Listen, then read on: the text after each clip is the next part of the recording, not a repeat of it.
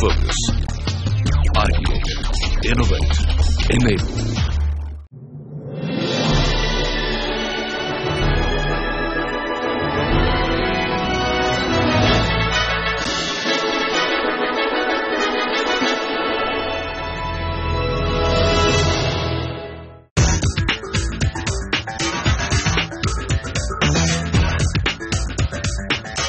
India is set to emerge as the world's fastest growing economy by 2015, according to a World Bank report. The India that people once associated with Maharajas and elephants, to the India of the licensed Raj, to post-liberalization India, to a currently estimated $2.1 trillion economy, the country has come a long way indeed. It has been a tumultuous journey, not without its shares of joy and grief. As the economy is on a steady rise, there is an increase in basic comforts, increase in disposable incomes, wide reach of technology to far-flung decrepit areas. So far, so good. However, everything comes at a price, that is more people living sedentary lifestyles and the consequent rise in lifestyle diseases. Studies indicate that 1 out of 4 Indians is at risk of dying from lifestyle diseases like diabetes, cardiovascular ailments, or cancer before the age of 70. Every year, roughly 5.8 million Indians die from heart, lung diseases, stroke, cancer, and diabetes. However, despite this, the average citizen is today definitely more health conscious, alert, and aware. People are taking concrete steps to rectify incorrect lifestyles and make healthier choices that are sustainable for the long term. The Prime Minister Narendra Modi himself has expressed that it is time to think about wellness rather than illness.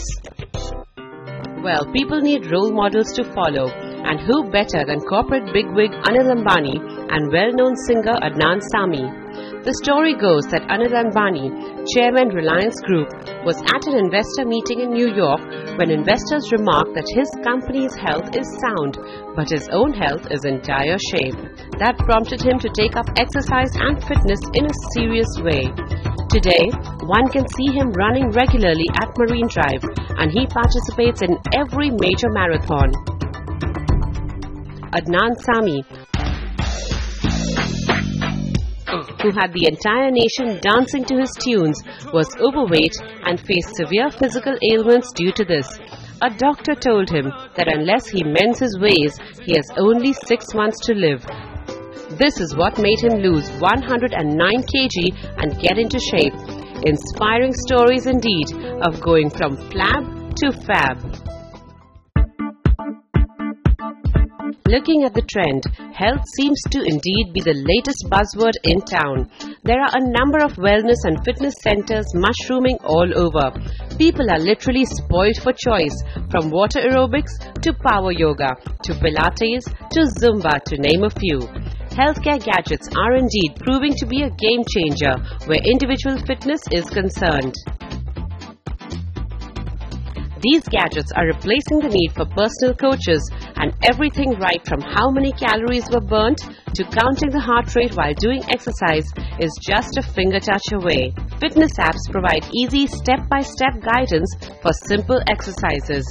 Gadgets are clearly revolutionizing the healthcare landscape for the urban citizen, and given the convenience of these gadgets, names like GoKey, Nike Fuel Band, fitness bracelets, ab thinners, to name a few, are here to stay. At the same time, there is an increasing dichotomy. On the one hand, people are becoming more conscious of what they eat and how to keep fit, and on the other hand, there is a steady increase in the uptake of wrong diets and junk food. As India becomes the darling of fast food chains like Burger King, Starbucks, Krispy Kreme, Dunkin' Donuts, to name a few, given its vast demographic reach, an increasing number of Indians want to subject their taste buds to new, exciting experiences and flavors. Food has come a long way, from just being a means of sustenance for energy to becoming a gastronomic delight. So is there a way we can get the best of both worlds? Can we balance a healthy diet with the food we absolutely love? Actually, I feel in this country we are truly blessed in a way as far as food is concerned, because we have the taste buds. All of us love home cooked food, unlike the West where food is seldom cooked at home. They have to rely right from breakfast to go out and eat their breakfast, or have a very skimpy lunch and again go out for dinner, or have refrigerated food, or have frozen dinners and things like that. Whereas in India, we have this concept of fresh food. We should continue to enjoy freshly cooked home food and follow the 80-20 rule, which means 80% of the time you eat right, you eat home cooked food, and 20% of the time, if you wish to try for the sake of convenience or because you want to try it out, something new in the market, go ahead and try it out. By just trying out a bit of wrong food, you are not going to precipitate ill health. But if you're going to make it a way of life, which most people are, so it is going to be reflecting upon your health somewhere, because we are all an expression of our nutrition. Time is never a constraint for planning your diet. For instance, it takes more time to plan elaborate meals. For instance, it takes longer time to make your butter chicken and your fancy pastas and all the fancy food that people are actually eating. How long does it take to boil a kala chana and chop it in a bowl of salad? That's healthy. Well, thinking in advance and thinking our meals through is certainly some good advice, and this awareness is much needed. The World Health Organization said nearly half of the deaths due to non-communicable diseases occur in the 30 to 70 years age group. There is definitely an increased consciousness in the minds of people. They have started looking at health differently. They have started recognizing the need for being healthy. They have realized that if they want to lead a life free of pain, free of disease, free of illness, free of negative thoughts, because it affects their balance, they don't feel good, a lot of mental trauma because of wrong diets also.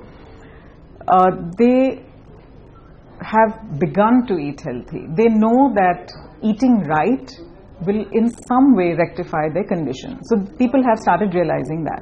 At the same time, obesity is on the rise, disease is on the rise. Now this is because along with the consciousness, the desire has also increased. Desire for restaurant food, desire for packaged food, desire for convenience food, desire for junk food, processed foods, fancy foods, all kinds of things.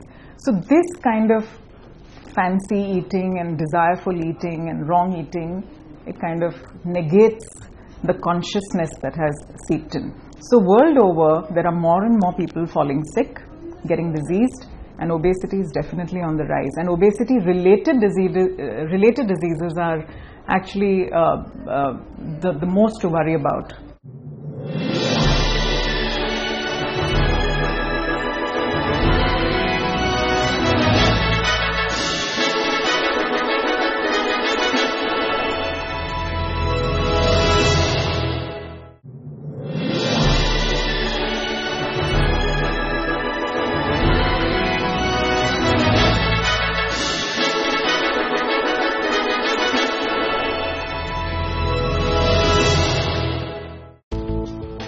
According to a study published in 2014 in the medical journal Lancet, India is the third most obese country in the world. If this wasn't bad news enough, India is also getting the dubious distinction of being the diabetes capital of the world. The latest global figures on diabetes, released by the International Diabetes Federation or IDF, has raised a serious alarm for India by saying that nearly 52% of Indians aren't aware that they are suffering from high blood sugar. India is presently home to 62 million diabetics, an increase of nearly 2 million in just 1 year. By 2030, India's diabetes numbers are expected to cross the 100 million mark. Diabetes is not just sugar. Sugar is just a small part of that conglomerate. You have lifestyle, you have blood pressure, you have cholesterol, and to my mind blood pressure is one of the most important things. Food is plenty, obesity is on the rise, physical activity is down, sedentary lifestyle. That is what is really contributing to the upsurge and epidemic of diabetes in our country. In fact, fast food has become the main source of things. A lifestyle modification, regular exercise and control of cholesterol, blood pressure and sugars is the surest way to prevent complications. Well, exercising, eating on time and maintaining a good diet certainly seems a good way to help keep diabetes under check. Exercise has been proven to lower post-meal blood glucose numbers. We need to definitely control our weight, manage our weight so that we don't get diseased in the future and don't precipitate all these heart diseases and diabetes and other related diseases. Exercise and weight control must be coupled with a healthy diet. We can improve our immunity by improving our individual fitness levels. So you need to incorporate some kind of physical activity in your daily schedule. Improving your physical activities will boost your immunity. That is one aspect of it. The other aspect is nutrition. In nutrition, you need to have a completely concise, nutrient-dense diet. By nutrient-dense, I mean you have to eat all the nutrients which are essential for your body. Your complex carbs, your fruits and vegetables, your good quality proteins, your fats, so that you're getting all your vitamins and minerals. And here I would like to add that people are not drinking sufficient water. There are two things you have to remember. You must not let your body feel thirsty or hungry. So you must eat right and drink right. By drinking, I mean water and not alcohol. Well, those tips certainly come in handy for a well-balanced diet, but there are still a lot of misconceptions regarding diets and exercise. In the overzealous efforts for quick results, people tend to over-exercise, which can in itself spell catastrophe. Like instant packaged food, people want instant results with diets as well. I would like to add that fad diets are also called as yo-yo diets. You definitely lose a lot of inches and weight, but these diets are very difficult to sustain and maintain over a prolonged period of time. They could also lead into a lot of deficiencies within the body, and you will have to discontinue it. And when you discontinue it, your body is in a state of shock. So in trying to get back to your regular routine, it starts absorbing and saving all the food that you're eating, and you land up eventually putting on all the weight that you have lost in that 1 month over a period of a year. So an option is to rather have it slow and steady and lose the same amount of weight over a year, which is not going to come back. Your body balance is maintained, your body health is maintained, and your glow is maintained on your face, and you're smiling and you're happy. A planned diet and exercise are two sides of the same coin. However, in this fast-paced life, maintaining this balance is difficult as people are always chasing some deadline or another, and in the process often end up neglecting health. Stress is a constant companion, and slowly but surely it negates all the effort and planning one puts into their fitness regime. Having spoken of non-communicable diseases earlier, there is also a need to focus on communicable diseases and how we can keep them at bay. See, we normally say, oh, the weather is bad, so I have got this infection. But weather is really irrelevant. Although your pollution is playing a very important role in this, but your internal body constitution is what is important. So you need to maintain the immunity of our body. You know, our body is in a constant state of flux. It's fighting microorganisms like viruses and bacteria all the time. When our immunity drops, we catch the infection. It's not that the bacteria are not around us, they are there, but our body is handling it. It is when our immunity drops, we catch these infections. So you should avoid eating raw, uncooked food from outside like salads, chutneys. Wash your hands as often as you can and eat a complete nutrient-dense meal, which gives you a lot of antioxidants and all the nutrients which are essential for your body. We have infections like your common viral infections. Your cough and cold are very common. So people tend to fall sick, and because their body immunity drops, then they land up catching other communicable infections like tuberculosis, which has become so very common now. So maintaining body immunity is very essential. You may be in contact with those germs all throughout your life, but you're not getting it or you're not catching it. It's when your immunity drops, your body cannot fight that particular bacteria and you catch that infection.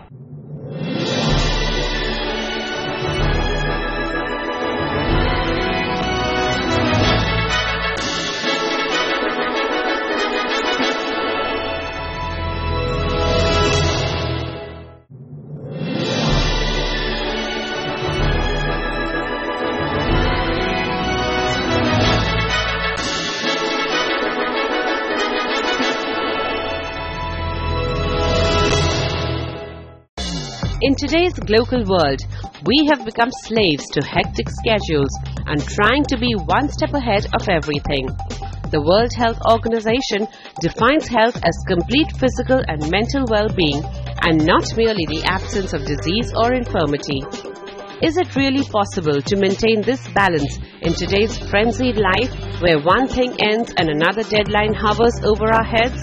The question really is, how does one constantly battle stress and adapt to external situations and at the same time juggle work and home? Stress is one of the main causes of lifestyle conditions. So people get stressed at small things now because you are stretched out too thin. You are multitasking, you are taking up too many things. I think you have to learn to say no, do things that you can do up to a point, and after that you can delegate work. Don't take on too much onto yourself, because at the end of the day your health will be affected and eventually your performance will be affected. We need to be more organized. We need to plan the day ahead. Keep 1 hour of me time for yourself. Even half an hour will do. But in that 1 hour or half an hour, do things that make you happy. It could be reading, it could be cooking, it could be painting, listening to music, dancing, or just gazing out of the window. So you are relaxed, you are happy, and then you're charged up to get back to this life that you have to lead with all its deadlines that you have to finish. The other important thing is you need to try meditation or yoga. Take it as an option. If not possible, you have relaxing foods. Chamomile tea, green tea, oats, banana, milk, broccoli. They all release certain hormones in the brain which gives you a calming effect. So you could incorporate these nutrients into your diet. Having a casual get-together with your family, with your friends, minus electronic gadgets like your mobile phones, your laptops, television, is also a great relaxing experience. Sleeping right for at least 6 to 8 hours is what relaxes your body, relaxes your mind. Recovery of your body happens during that time, so that has to be looked into. Well, these tips can definitely come in handy for those looking for the perfect work-health balance. To put it in the words of Shalini Mukherjee, people must work out to get strength to your weaker side and getting the flexibility to your stronger side. A profound statement indeed, which can apply not only to fitness and workouts, but could find good applications in our daily lives as well. As the saying goes, never give up. The beginning is always the hardest. True enough for those who try to wake up early to that stretching or yoga asana or that early morning jog. It all pays off in the long run. A little effort every day can indeed yield astonishing results. At the rate at which India is headed, where health is concerned, we definitely need to work out in the right direction to ensure a healthier, happier India of tomorrow. One sit up, one step at a time.